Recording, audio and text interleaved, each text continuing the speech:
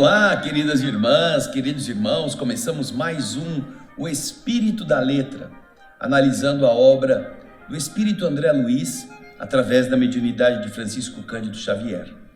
Nosso desejo é que você esteja aprendendo, como nós estamos, com todas estas inúmeras lições, nessas duas partes do livro Evolução em Dois Mundos.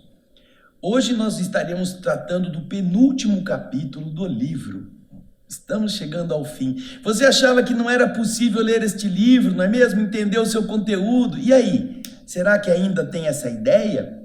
Será que ainda está com medo? A nossa ideia é o contrário. Com calma, com a ajuda de toda esta equipe que cuidou de pegar os sinônimos, de realizar os capítulos de uma forma mais, vamos dizer, mais clara, mais fácil, para você não esbarrar numa pedra, numa palavra difícil e pular e depois, está muito cansativo, vou largar isso de lado. Eu não sou cientista, mas não, nós aprendemos tantas coisas. E é isso uma boa lição. Lição de que, se você persistir, você vai chegar ao seu objetivo. E agora, no capítulo de hoje, vamos falar de uma coisa, vamos aprender com André Luiz sobre um assunto muito interessante. Ele fala sobre as predisposições mórbidas. Aquelas inclinações que já existem para levar a pessoa a determinadas enfermidades. O predisposto é aquele que já está com condições anteriores favoráveis a aparecerem determinadas doenças. Então, como este capítulo é cheio de perguntas, o capítulo 19, nós vamos começar vendo a primeira pergunta e vamos fazer a leitura e o comentário do seu conteúdo e assim faremos até chegarmos ao final desse capítulo, ok? Então pegue o seu livro, pegue o seu caderno, pegue a sua anotação para a gente dar início a essa atividade. Vamos lá. Aí está o primeiro slide. A pergunta é essa aí, ó. Como apreendermos a existência das predisposições mórbidas do corpo espiritual? Ele está perguntando, como que nós devemos compreender, como que nós devemos entender a existência no campo do perispírito dessa predisposição? Por que em determinada área ele está mais disposto ou mais facilmente atacável ou mais desajustado com doenças? Como é possível entender isso? Então agora nós vamos a resposta que André Luiz dá a essa pergunta. Vamos acompanhar no próximo slide. Não podemos esquecer que a imprudência e o ócio, que é a preguiça, a indolência, a inação, se responsabilizam por múltiplas enfermidades, como sejam os desastres circulatórios provenientes da gula, as infecções tomadas à carência de higiene, os desequilíbrios nervosos nascidos da dependência química e a exaustão decorrente de excessos variados. Aí você pode deixar na tela, nós vamos comentar. Ele está dizendo que muitas doenças não estão enraizadas no perispírito, são decorrência dos excessos. E essas atitudes do espírito encarnado produzirão males, como decorrência da falta de cuidado ou da preguiça. Então, processos de gula, a pessoa que come demais, come além do necessário, vai produzir desastres circulatórios. A pessoa que não tem cuidados de higiene vai estar submetida a riscos de infecções próprias desses comportamentos adequados, não adequados à sua manutenção biológica. Aqueles que usam químicas, seja o álcool, o cigarro, a droga, todas essas são substâncias que causam dependência e transtornos nervosos, já nesta vida. Então, ele está dizendo que há uma fração das nossas enfermidades que não está ligada a uma direta ação do perispírito com algum tipo de desequilíbrio, de desajuste. Mas agora ele vai começar a explicar o que a pergunta indagou. Vamos ver o próximo slide. De modo geral, porém, a etiologia das moléstias, o que significa isso? A etiologia das moléstias perduráveis é a origem, o estudo da origem dessas moléstias que são duradouras e que afligem o corpo físico e o dilaceram, possuem no corpo espiritual as suas causas profundas. A recordação dessa ou daquela falta grave, principalmente daquelas que estão reprimidas, que ficam lá permanecendo guardadas no espírito, sem que o desabafo e a corrigenda funcionem como uma válvula de alívio a estas chagas ocultas do arrependimento, isto cria na mente um estado anormal, anômalo, que podemos classificar de zona de remorso, em torno da qual a onda viva e contínua do pensamento passa a enovelar-se, passa a enrolar-se em circuito fechado sobre ela mesma, com reflexo permanente na parte do veículo físico e energético. Este veículo psicossomático, nome difícil, né? Fisiopsicossomático, é o corpo físico e o perispírito. Então, quando você vai sentindo aquela mágoa, aquela coisa guardada, você altera o funcionamento elétrico, você altera com pensamentos negativos o funcionamento do perispírito e do corpo, em consequência. E isto se dá por estar ligado à lembrança das pessoas e circunstâncias associadas ao erro da nossa autoria. Essa recordação das coisas que nós fizemos, dos problemas que nós causamos, da dor que alguém está sentindo por nossa causa, das decepções, dos crimes que praticamos sem que ninguém soubesse, daquilo que está na nossa consciência, vai ficando, quando a pessoa não se arrepende, ou quando a pessoa não desabafa, ou quando a pessoa não corrige, aquilo vai ficando guardado no íntimo. Eu vou dar um exemplo fácil para você entender. Você pede um livro emprestado para uma pessoa, um livro que é muito importante, um livro difícil de ser encontrado, um livro que já ninguém mais edita, é difícil de comprá-lo em sebo, mas essa pessoa tem e você pediu emprestado, e essa pessoa te emprestou confiando em você. E disse, olha, assim que você terminar, você, por favor, me devolva, que eu preciso deste livro. Ah, pode deixar. Só que no fundo você vai ler o livro, mas você quer ficar com o livro. Você quer que o livro fique com você, que a pessoa se esqueça que te emprestou. Então, você tem um desejo deliberado. E você já leu o livro e deixou guardadinho, como se você tivesse esquecido, dando um tempo para a pessoa também se esquecer. Porém, você sabe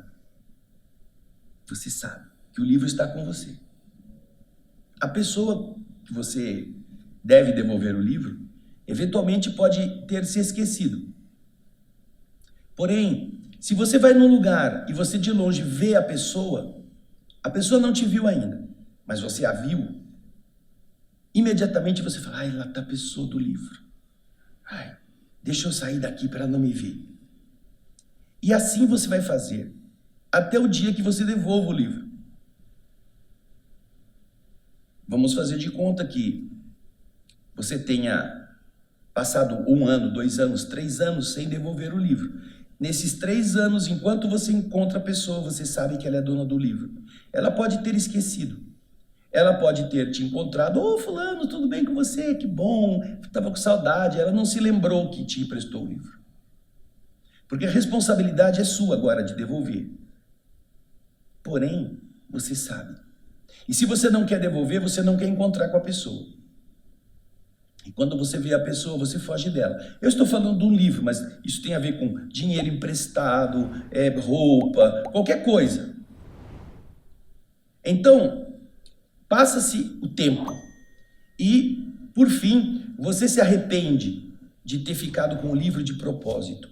Aí você fala, não, esse livro não é meu, eu vou devolver para a pessoa, ela foi tão cordial comigo. Você vai até a pessoa, devolve, fulano, olha, desculpa, eu demorei tanto para te devolver, mas aqui está o seu livro. Ai, que bom, nossa, eu nem me lembrava que estava com você, que maravilha, obrigado por ter me devolvido o livro, está tão bem cuidado, eu vou guardar porque eu preciso muito dele. Tá bom, que bom. Desse dia em diante você não tem mais medo de encontrar a pessoa, já notou? Você pode encontrá-la, você não precisa fugir dela. Por quê? Porque você desarmou no seu pensamento, na sua mente, a armadilha do delito que você estava praticando. Você corrigiu isto. Uma vez que você corrigiu, você não precisa ficar trabalhando. Ai, meu Deus, esse livro não é meu, mas ele está aqui. Ai, mas eu quero ficar com ele. Ai, se a pessoa me pedir, eu vou falar que eu não tenho, eu já devolvi. Ai, eu não quero... Sabe essa coisa toda que fica na sua cabeça? Ai, eu não quero estar no mesmo lugar que ela. Será que ela vai nessa festa? Eu não quero ir se ela for. Se eu não quero encontrar porque ela vai me cobrar o livro. Tudo isso fica na consciência. Então é isso que André Luiz está falando. Vamos voltar no slide.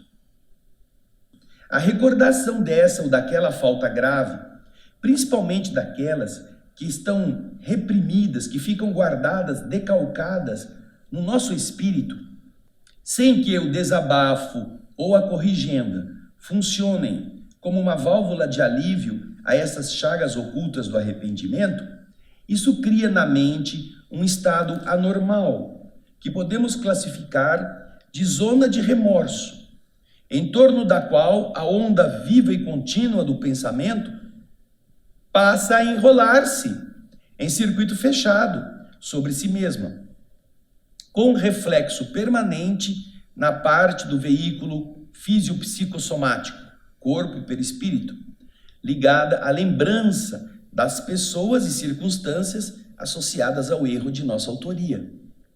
Estabelecida a ideia fixa sobre esse nódulo de forças desequilibradas, é indispensável que acontecimentos reparadores se nos contraponham ao modo enfermiço de ser, para que nos sintamos exonerados desse ou daquele fardo íntimo ou exatamente redimidos perante a lei. A doença ou reflexo negativo é justamente a forma pela qual o culpado se julga realmente justiçado. Ele se julga, ele percebe que ele merece passar por aquilo.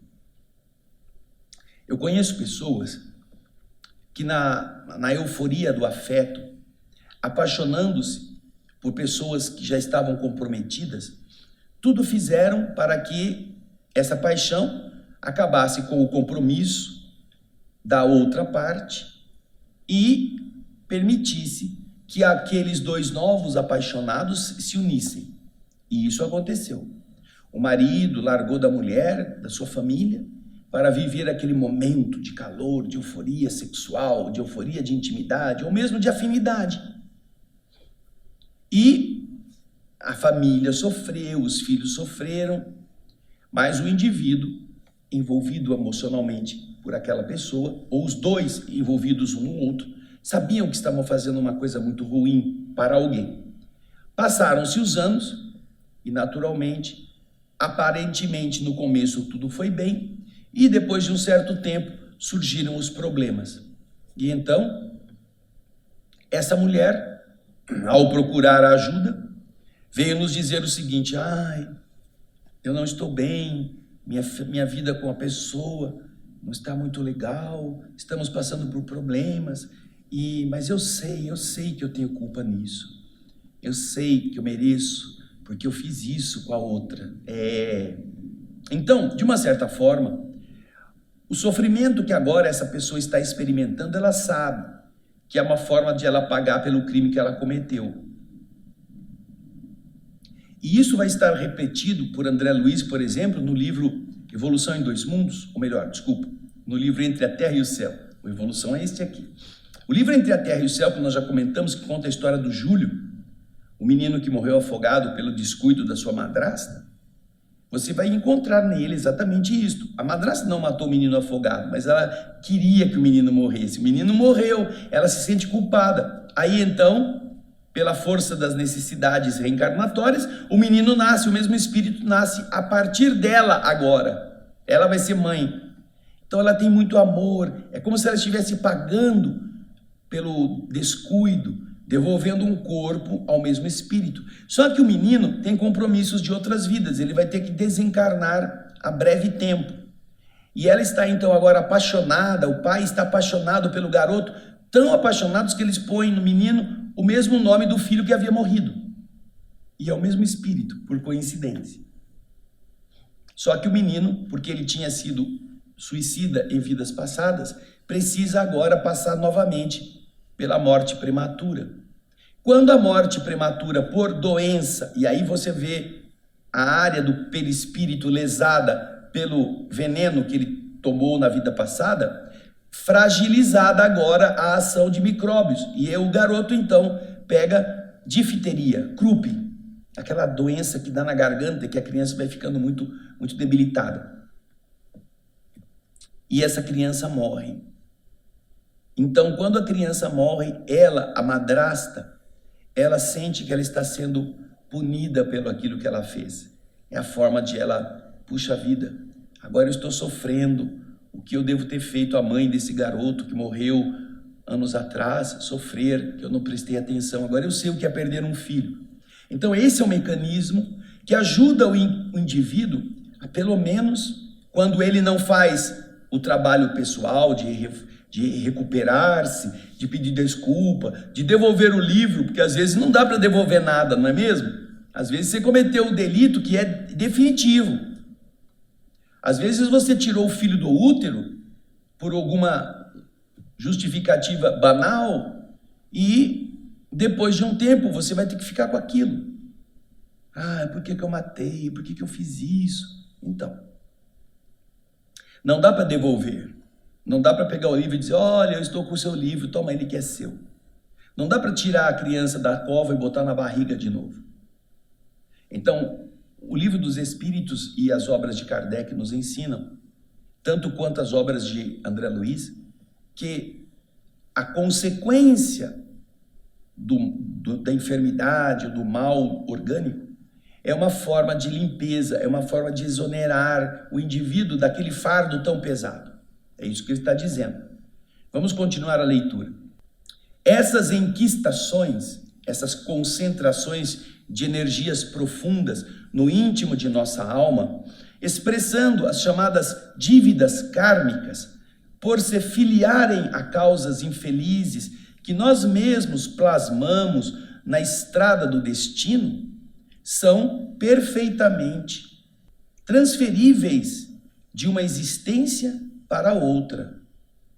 Isso porque, se nos comprometemos diante da lei divina, em qualquer idade da nossa vida responsável, veja que ele disse aí, da vida responsável, quando a mente já está preparada para entender a responsabilidade dos seus atos.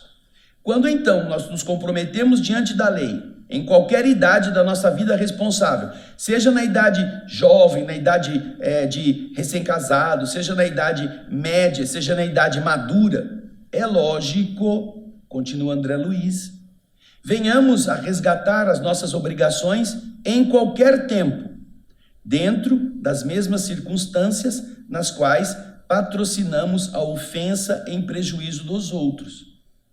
É assim que o remorso provoca distonias, perturbações diversas em nossas forças profundas, desarticulando a sinergia, que é aquela coordenação do corpo perispiritual, e criando predisposições mórbidas, criando inclinações doentias, pontos frágeis para essa ou aquela enfermidade. Entendendo-se ainda que essas desarmonias são, algumas vezes, singularmente agravadas pela perseguição vingativa dos seres a quem nós ferimos, quando atraídos a nós em processos de obsessão. Porém, ainda mesmo quando sejamos perdoados pelas vítimas das nossas insânias, de nossa insensatez, nós guardamos conosco os resíduos mentais da culpa, como se fosse um depósito de lodo no fundo de uma calma piscina, e que um dia virão à tona na nossa existência para a necessária eliminação, à medida que se nos acentue o devotamento à higiene moral. Quanto mais nós percebermos que precisamos nos limpar, mais nós procuraremos retirar lá do lodo, do fundo, a sujeira. E aí ficaremos felizes somente quando a piscina não tiver mais nenhuma impureza na sua água. É isso que ele está dizendo. Se o indivíduo é mau, cometeu o erro e está pagando, ele pode ter duas opções: ou ele fica mais ainda preso ao mal, ou ele procura corrigir-se. Essas reações biológicas podem ser pioradas pela perseguição de entidades que querem se vingar dele, por não terem ainda capacidade de perdão. Porém, mesmo quando os espíritos que nós prejudicamos, eles nos perdoam, ainda assim nós carregamos esta nódoa. E é preciso, então, aprender a limparmos-nos, a vencer os problemas que essas nódoas vão causar através das enfermidades, dos desajustes orgânicos. Porque se você está hoje com alguma dificuldade biológica, alguma dificuldade emocional, física, você é responsável por ela. E se essa responsabilidade não pode ser encontrada nesta vida, é herança da outra. Mas em nenhum caso a culpa é de Deus, é sempre nossa. Tá bem? Bom, agora nós vamos para a segunda pergunta, vamos lá. É uma pergunta interessante. Como pode o débil mental, a pessoa que tem debilidade, não pode comandar direitinho o seu cérebro, como ela pode comandar a renovação celular do seu corpo físico? Nós já aprendemos no livro Evolução em Dois Mundos que é a mente que organiza toda a estrutura do nosso corpo. O perispírito é que vai dar as linhas de força. E então ele quer saber, mas se a pessoa não tem lucidez, como que a mente não lúcida pode comandar a renovação celular? É a pergunta. Agora vamos ver a resposta. Não será lícito, diz André, não será lícito esquecer que mesmo conturbada, a consciência está presente nos débeis mentais ou nos doentes nervosos de toda espécie, governando, ainda que de modo impreciso e imperfeito, o automatismo dos processos orgânicos. Ou seja, é uma coisa que acontece automaticamente. Já acontece automaticamente com as pessoas normais, que dizem, eu não tenho nenhum problema, eu estou em paz, eu estou feliz. E aí, o que acontece? Você não fica pensando agora, estômago, faz a digestão, intestino, absorve o alimento, vesícula, joga a bile para o intestino, pâncreas, joga o suco pancreático. Você não pensa nos hormônios trabalhando, você não pensa no coração, bate agora descansa, agora bate de novo e descansa. Você não tem que ordenar isso conscientemente. Isso acontece inconsciente. Esta mesma estrutura existe nas pessoas que estão numa condição de pouca lucidez. Agora, você vai perceber que também nos que estão em estado de coma, quando o corpo perdeu a consciência plenamente, ainda assim o corpo fica funcionando. Não é mesmo? Você não está lúcido, você não está nem acordado, mas o corpo está. O coração bate, o pulmão respira, o sangue circula, o rim filtra, aquilo que come o estômago digere, a pessoa excreta. Então, funciona. Por quê? Porque há uma estrutura energética que comanda isto. Não é a consciência lúcida que comanda, é todo esse automatismo, ainda que possa ser um automatismo imperfeito em função de algum tipo de desajuste que o perispírito apresenta. Porque quando nós ferimos o perispírito, quando nós ferimos o corpo físico, seja através de um tiro na cabeça, quando as pessoas se matam, isso repercute no perispírito, essa lesão fica também no perispírito. E é claro, quando vai voltar para o corpo físico, o novo corpo vai trazer os resquícios dessas lesões com comportamentos que às vezes são comportamentos de idiotia, de falta de lucidez, de perturbação elétrica no cérebro. Então, mesmo estando assim, sendo uma maneira de corrigir o erro do perispírito no corpo físico, a criatura ainda está submetida a esse automatismo dos processos orgânicos, tá bem? Agora vamos para outra pergunta. Existem parasitas ovoides vampirizando desencarnados? Parasitas ovoides.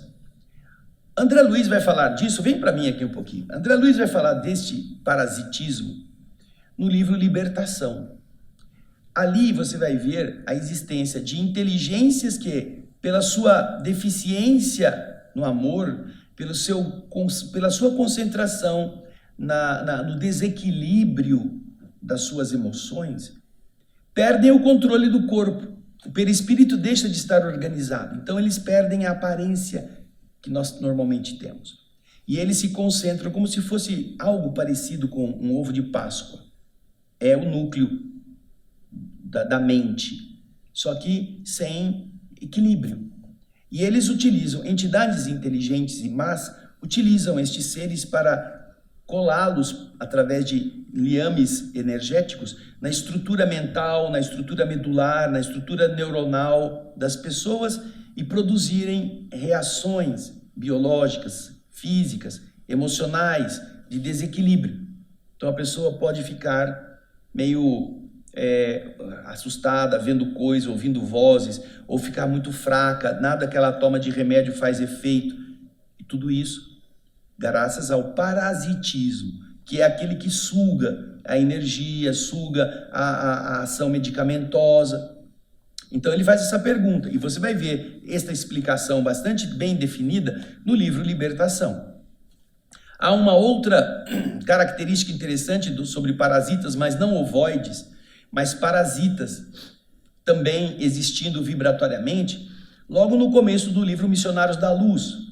No primeiro ou no segundo capítulo, você vai ver um rapaz que está indo na casa espírita para desenvolver uma mediunidade, e ele tem toda a zona do baixo ventre, a zona genésica, coberta por parasitas do sexo, que estão devorando a cromatina das suas células geminais. E André Luiz descreve isso e explica por que é que estes seres, verdadeiras larvas mentais, estão ali. Só que isso não é semelhante ao parasita ovoide, mas é uma indicação para que você também veja os efeitos da mente desajustada. Então, existem parasitas ovoides vampirizando desencarnados? Vampirizando desencarnados. Vamos ver a resposta? Sim. Nos processos degradantes da obsessão vingativa, nos círculos inferiores da Terra, são comuns semelhantes quadros, sempre dolorosos e comoventes pela ignorância e paixão que provocam. Também no plano espiritual, nas regiões inferiores à Terra, existem seres que se dedicam a vampirizar aqueles que estão passando por situações de desajustes vibratórios. E se nós temos no livro Libertação a vampirização ovoide em encarnados, é interessante pensar sobre isso. Você vai encontrar também no livro Missionários da Luz a perseguição de entidades em espíritos que acabaram de chegar no plano espiritual, decorrentes de suicídios, ou suicídios diretos ou suicídios indiretos, mas que detêm ainda um fluido vital muito grande. E entidades que estão nessas regiões umbralinas, de baixa elevação, desejam muito, precisam muito, querem muito esse fluido, porque isso lhes dá uma aparente vitalidade.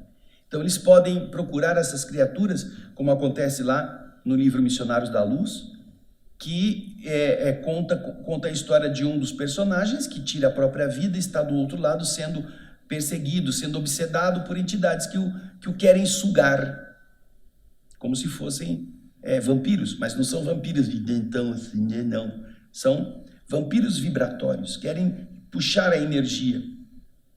Já no livro que nós já lemos aqui, Obreiros da Vida Eterna, quando nós vamos ver o caso do Dimas, a desencarnação de Dimas, que ele relata desde o começo até o fim, você vai ver que no final, quando o corpo é colocado na cova, espíritos amigos fazem um passe de dispersão de fluidos para retirarem os últimos liames de fluido vitalizante que ainda pudessem estar no corpo físico, para evitar que este corpo fosse vilipendiado vibratoriamente por entidades que vivem no cemitério, buscando essa energia.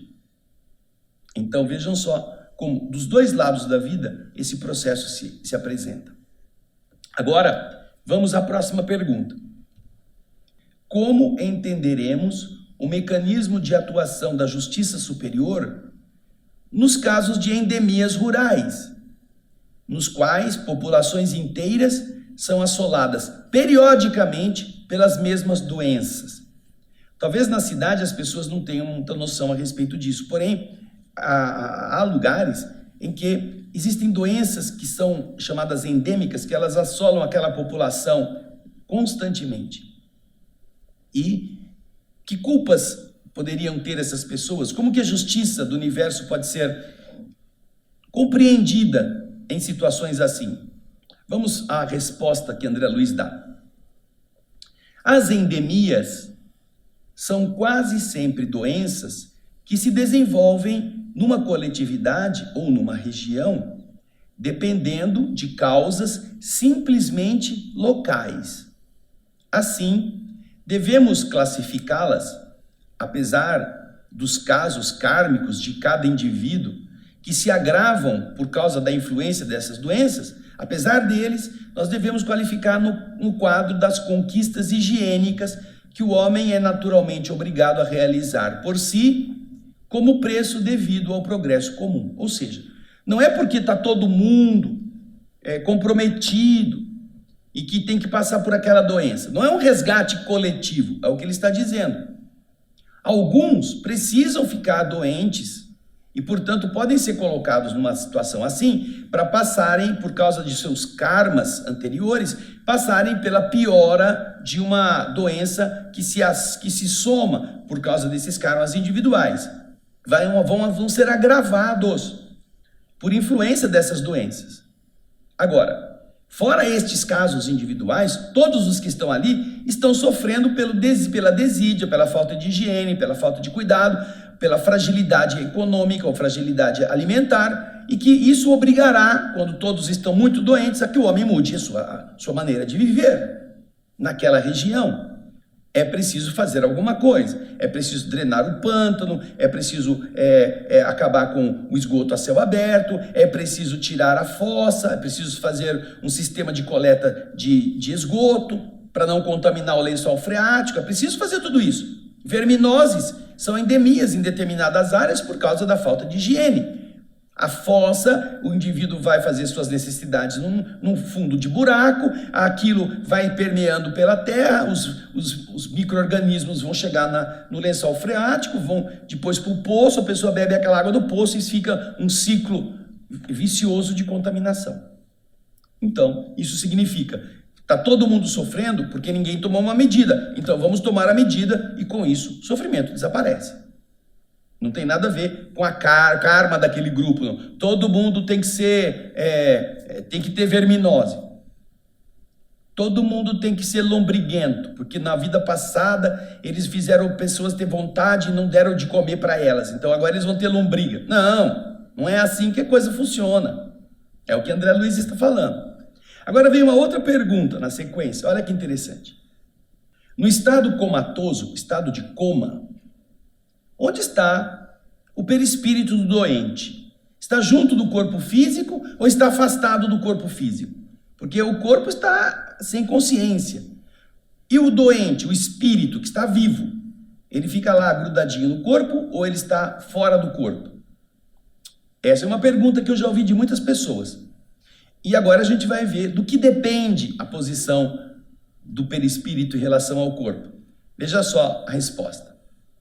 No estado de coma, o aprisionamento do corpo espiritual ao corpo físico ou a parcial libertação dele depende da situação mental do enfermo. É a mente que coordena isso. Se a mente estiver achando que o corpo ele não pode abandonar porque o corpo é dele, ele vai ter que ficar lá para proteger, ele vai ficar ali, grudado. Mas se ele começa a entender que ele já está mais solto, que o corpo não está prendendo tanto, que ele já está se preparando talvez para uma outra etapa, ele já pode então estar fora, ele já pode estar mais afastado. Tudo é a mente do indivíduo que vai comandar. Agora vamos para outra pergunta. Quais os principais métodos usados na espiritualidade para o tratamento das lesões do corpo espiritual? Você está vendo que ele está falando muito do corpo espiritual, a doença do corpo espiritual, a culpa no corpo espiritual, a posição do perispírito. Então ele quer saber agora, o perispírito está doente. Como que o mundo espiritual trata dessa doença?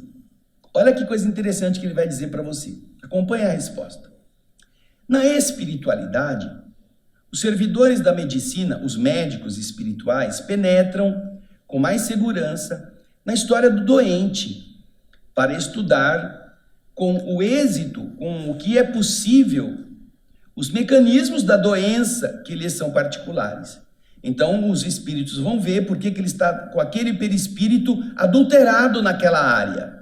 Aí, os exames nos tecidos do perispírito, com aparelhos de precisão, correspondendo, semelhantes às inspeções instrumentais e laboratoriais que hoje se fazem na Terra, podem ser enriquecidos com a ficha kármica do paciente. Então, ao invés de só analisar o tecido, só os aparelhos perispirituais irem lá pesquisar, a ficha kármica, o que o cara já fez nas outras existências, é outro importante informativo, facilitando o entendimento.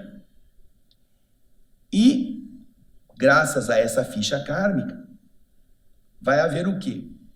Vai se poder saber se aquele quadro é reversível ou não. Se dá para ele melhorar ou ele vai ter que ficar com ele antes de uma nova reencarnação. O que faz com que muitas dos numerosos doentes são tratáveis antes da reencarnação. Porém, somente curáveis mediante longas ou breves internações no campo físico, no novo corpo, a fim de que as causas profundas do mal sejam eliminadas da mente pelo contato direto com as lutas em que se configuraram. Então, a culpa na mente pode ser melhorada do ponto de vista de tratamentos no perispírito. Porém, dependendo do grau de aprofundamento, aquele perispírito vai ter que renascer, drenar para o corpo físico aquele problema, fazer o indivíduo lutar com aquele problema por um tempo, e quando ele já estiver finalmente drenado da sua estrutura vibratória, ele não precisa mais ficar na Terra, ele pode desencarnar. É isso que faz com que muitas pessoas tenham vidas breves, vidas curtas, períodos de sofrimento intenso para drenar os desajustes da alma. Agora, veja só o que vem agora, que interessante. Adequado, portanto, é que o médico espiritual se utilize ainda, de certa maneira, da medicação que vocês conhecem aí na Terra, no socorro aos desencarnados em sofrimento. Você usa essa medicação para cuidar do corpo que está vivo, mas os espíritos usam as mesmas medicações para cuidar dos desencarnados. Por quê? No mundo, mesmo no mundo, entre nós, no mundo físico, todo remédio da farmacopeia humana, que é aquele conjunto de medicamentos que é utilizado na Terra, todo este remédio é certo, até certo ponto, uma projeção de elementos quimioelétricos. A planta produz o que? Uma estrutura química que depois, quando o indivíduo a absorve, ela vai fazer benefício na área que está precisando. Então, o remédio da Terra é projeção de elementos quimioelétricos sobre as agregações das células, estimulando estas células nas funções que elas precisam ou corrigindo-as segundo as disposições do desequilíbrio em que a enfermidade se expresse. Então, também no perispírito eles usam medicações, só que no aspecto vibratório, para fazer a mesma coisa que a gente usa na Terra, a medicação para reequilibrar o funcionamento orgânico. Agora, ele continua explicando, contudo, é imperioso, é necessário reconhecer que na esfera superior O médico não se ergue apenas com o pedestal da cultura acadêmica, como acontece frequentemente entre os homens, mas sim também com as qualidades morais que lhe confiram valor e ponderação, humildade e devotamento, visto que a psicoterapia e o magnetismo, largamente usados no plano espiritual ou extrafísico, exigem desse médico grandeza de caráter e pureza de coração. Veja que coisa legal, coisa boa. Do mesmo modo que através do mundo físico denso, Deus permite que plantas sintetizem determinados processos quimioelétricos, para que quando você as absorva, o seu corpo possa receber este estímulo, como se fosse um marca-passo, né? Sabe o marca-passo, aquele aparelho? A pessoa está com arritmia, o coração está destrambelhado. Você põe um marca-passo e ele fica dando choquinho para o coração funcionar direito. Só que, ao invés de ser um choquinho e seja um aparelho, no caso, são as plantas medicinais. E depois sintetizadas, os princípios quimioelétricos através de remédios de farmácia. A mesma coisa. É a parte química que vai ser aquela que vai atuar. No plano espiritual, esses princípios existem do mesmo modo. Então, os espíritos utilizam isto para tratar do indivíduo que agora não tem o corpo físico, mas tem o corpo espiritual doente. Agora, naturalmente que os médicos, para fazerem isso, vão estudar o que aconteceu, vão estudar que às vezes ele precisa voltar para uma próxima existência, precisa passar por dificuldades para ele se reequilibrar, precisa aprender quanto vale o corpo sadio através de ter um corpo com problema, aprendendo com isso a mudar a sua forma de pensar. Agora, também, os espíritos que trabalham na medicina espiritual não são apenas aqueles doutores que fizeram faculdades, de PhDs, fizeram estudos profundos, não. São espíritos que, além disso, possuem grandeza de caráter e pureza de coração, porque eles vão trabalhar com psicoterapia e magnetismo, além da química. Não são produtos químicos apenas. Eles estarão atuando diretamente no espírito, na mente. Então não é só dar remédio. Da mesma forma que quando você vai no médico da terra, o médico fala assim, ó, senta aí e diz o que você tem. Aí ele fica com a caneta escrevendo assim, ó, e nem olha para você. Daí você vai falando, o que mais? Daí ele fala assim, ó, passa lá, pega esse remédio e bebe. E vai embora. Você acha que você não foi tratado, você não foi nem ouvido direito, o médico nem tocou em você, nem fez exame. Então esse médico, na Terra, ele já não está fazendo o seu papel de médico. Ele está apenas sendo um escritor de fórmula que ele aprendeu na escola.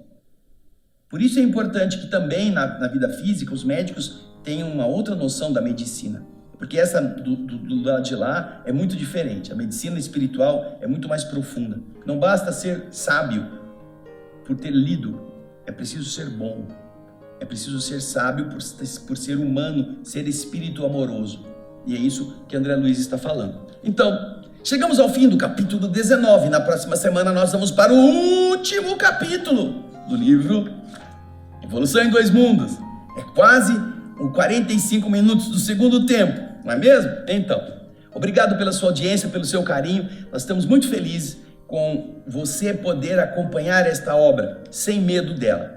Eu espero você no capítulo 20º, que vai falar sobre a invasão microbiana, os micróbios invadindo a gente, mas isso vai ser semana que vem. Até lá, obrigado pela sua audiência, obrigado pelas mensagens, obrigado por aquilo que você nos escreve, obrigado por falar disto para os seus amigos. Passe, porque esse é o 10º livro, 9 já estão prontos, esse aqui está quase pronto, todinho, e é fácil de você aprender quando escuta, quando está trabalhando. Então, passe isso para mais pessoas. Essa é a sua parte, tá bom? Eu espero você no próximo O Espírito da Letra. Até lá e muita paz.